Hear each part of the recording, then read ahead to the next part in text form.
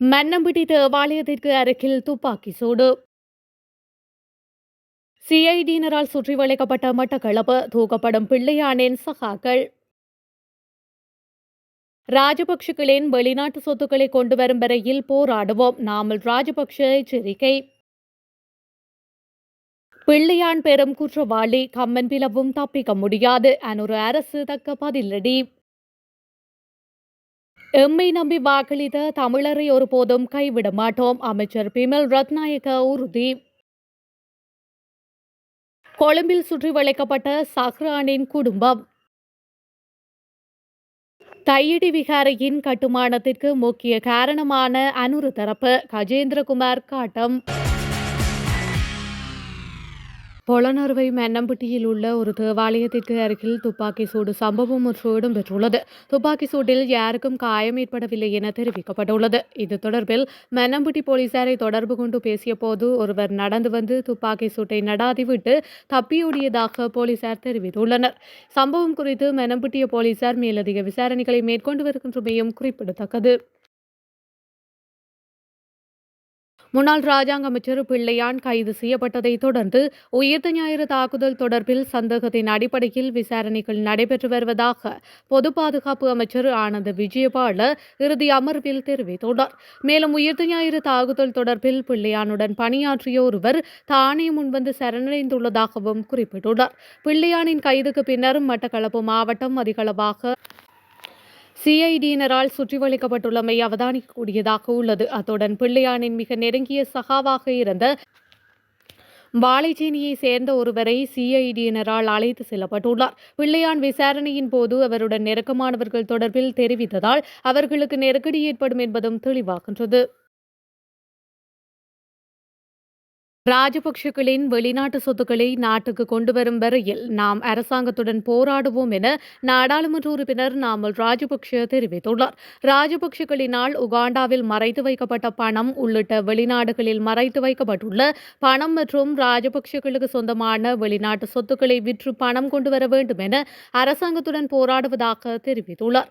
உள்ளூராட்சி மற்றும் தேர்தல் பிரசார கூட்டம் ஒன்றில் அவர் இந்த விடயத்தினை தெரிவித்துள்ளார்.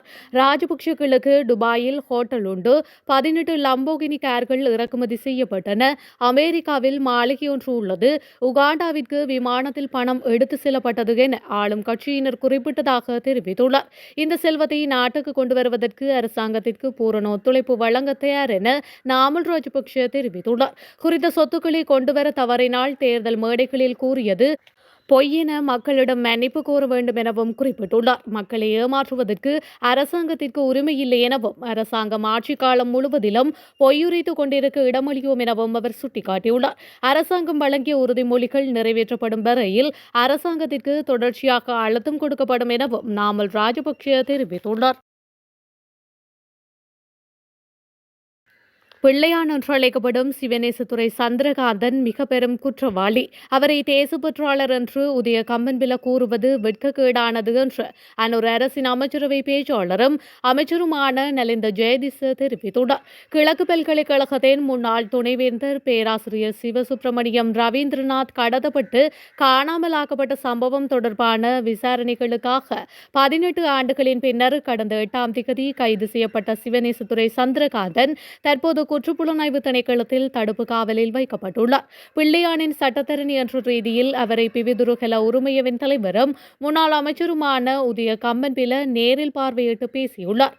கிழக்கு மாகாண முன்னாள் முதலமைச்சரும் முன்னாள் ராஜாங்க அமைச்சருமான பிள்ளையான் என்று அழைக்கப்படும் சிவனேசத்துறை சந்திரகாந்தன் மிக பெரும் குற்றவாளி. அவரை தேசப்பற்றாளர் என்று உதய கம்பன்பில கூறுவது வெட்கக்கேடானது. பிள்ளையான் மீது பல்வேறு குற்றச்சாட்டுகள் முன்வைக்கப்பட்டுள்ளன. அவை தொடர்பில் நீதிமன்றம் விசாரணை நடாத்தி உரிய தண்டனைகளை வழங்கும். அதேபோல் உதய கம்பன்பிலவும் நல்லவர் அல்லர். அவரும் பல்வேறு குற்றச்சாட்டுகளை எதிர்கொண்டவர். நீதிமன்றங்களில் அவருக்கு எதிரான வழக்குகள் நிலுவையில் உள்ளன என்று அவர் மேலும் குறிப்பிட்டுள்ளார்.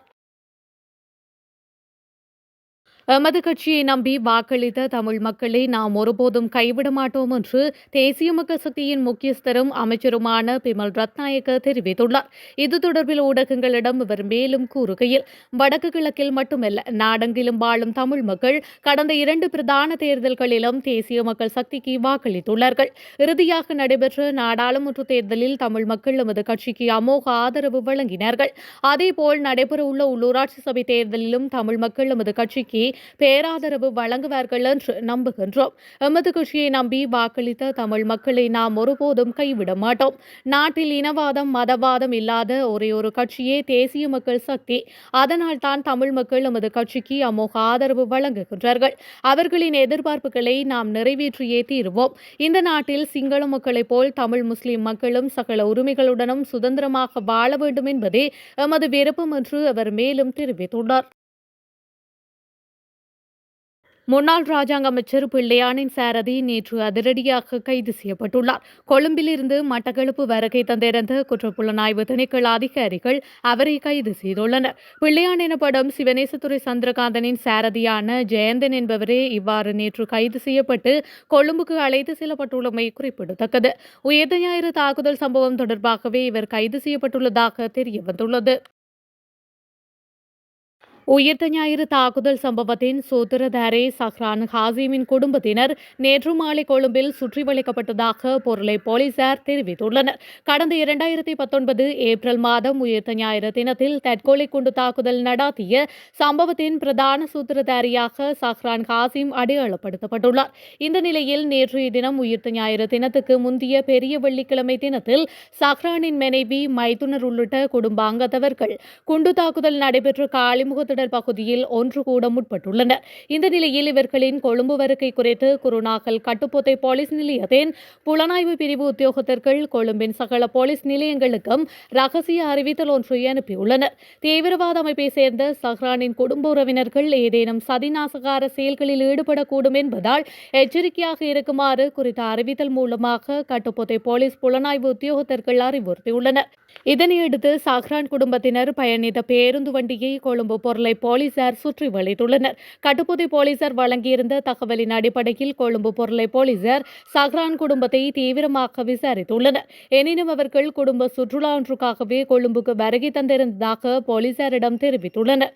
நீண்ட நேர விசாரணையின் பின்னர் அவர்களிடம் வாக்குமூலம் பெறப்பட்டு பின்னர் விடுதலை செய்யப்பட்டுள்ளதாக தற்பொழுது தெரியவந்துள்ளது. இனவாதத்திற்கு இடமில்லை என்று கோரும் ஜனாதிபதி அனுரகுமார திசாநாயக்கவின் கட்சியினரே தையிட்டி விகாரையின் கட்டுமானத்துக்கு முக்கிய காரணமாக இருந்ததாக நாடாளுமன்ற உறுப்பினர் கஜேந்திரகுமார் பொன்னம்பலம் தெரிவித்துள்ளார். யாழ்ப்பாணத்தில் நேற்று இடம்பெற்ற ஊடக சந்திப்பொன்றின் போதே அவர் இவ்வாறு குறிப்பிட்டுள்ளார். இது தொடர்பில் அவர் மேலும் கூறுகையில், அன்று இந்த திச விகாரையின் கட்டுமானம் ஆரம்பிக்கப்பட்ட நேரத்தில் குறித்த பகுதி மக்கள் எதிர்ப்பு தெரிவித்தனர். இதன்போது தேசிய மக்கள் சக்தியினரே விகாரையை அமைக்கும் நடவடிக்கைக்கு யாழ்ப்பாண தமிழர்கள் மதவாதம் பேசுவதாக கூறி சிங்கள மக்களை திசை திருப்பி விகாரையை கட்டி முடிக்க செய்திருந்தனர். ஆனால் இன்று குத்துக்கரணம் அடித்து மக்களை ஏமாற்றி எமது மக்களின் நலன்களை முன்னிறுத்தி போராடும் தமிழரசியல் கட்சிகள் மீது, குறிப்பாக தமிழ் தேசிய மக்கள் முன்னணியினர் மீது குற்றச்சாட்டை சுமத்தி அரசியல் செய்கின்றனர் என அவர் மேலும் தெரிவித்துள்ளார்.